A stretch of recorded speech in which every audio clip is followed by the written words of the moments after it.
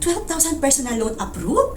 Loan term 12 months at daily interest ay just 0.03% lang?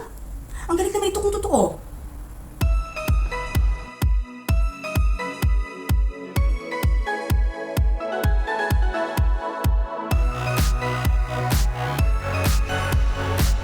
Hi mga kautang!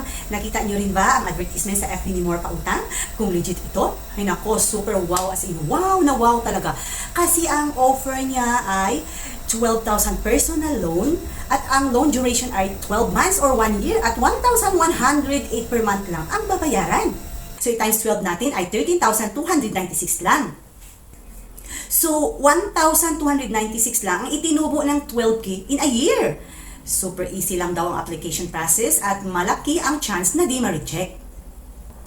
Parang too good to be true, ano? Pero syempre, para masagot ang lahat ng agam-agam, samahan niyo akong silipin ang loan app na ito. 4.8 star siya sa Play Store at 10K download pa lang. And yes, registered ito. So pagkatapos ma-install ang app ay alaw-alaw, agree-agree naman tayo para makaproceed. Tapos, ilagay number natin for verification. Una na hinihingi ay ID document at facial recognition. Any valid ID ay pwede. Pwede UMID, National ID, PhilHealth, driver's license, PIN, postal ID, at marami pang iba. Pagkatapos, fill the basic information, and then employment info. After that, contact reference, 2 persons, at pwede mano-mano na ilagay ang number nila. So, we're almost done na. Lastly, yung withdrawal method or withdrawal info. Pwede bank or e-wallet. So that's it, pansit, sabit na lahat. Kaya, the credit limit has been activated. At ayan, ang offer sa atin ay 2K, not bad. At may loan product na soon ma-unlock if okay ang magiging record mo. So under review na, and we'll see what's the result. Hi, rejected and try again daw tomorrow. But at least, nasilip natin yung flow ng application process. At hindi lang natin nasilip o nalaman kung buo ba ang matatanggap at ang loan duration. Pero I'm sure di rin totoo yung up to 12 months.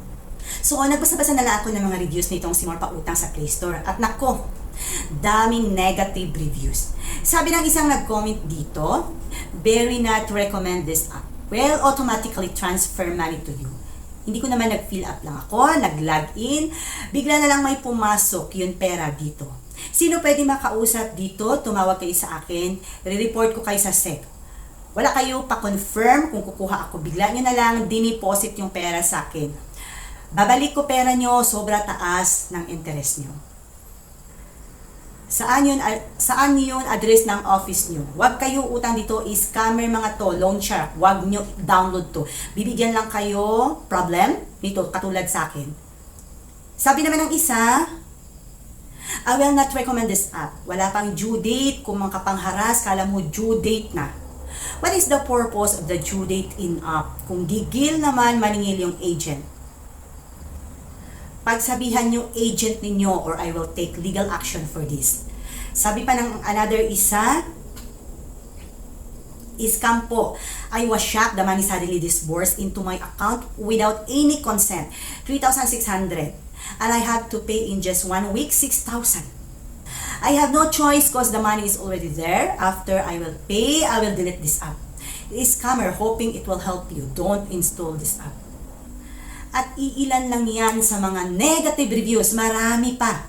Kaya nakakatismaya talaga na iniisip natin na legit kasi nga, registered naman. Pero bakit gano'n? Nakakalusot pa din sila. Kaya kung nabiktima kayo nito, must report talaga. Report talaga. Kaya mas mabuti talaga magsiyasat muna bago mag-apply sa isang loan app para di ma-scam. So blessing in disguise pala mga kautang na na-reject ako. So that's it for now and thanks for watching!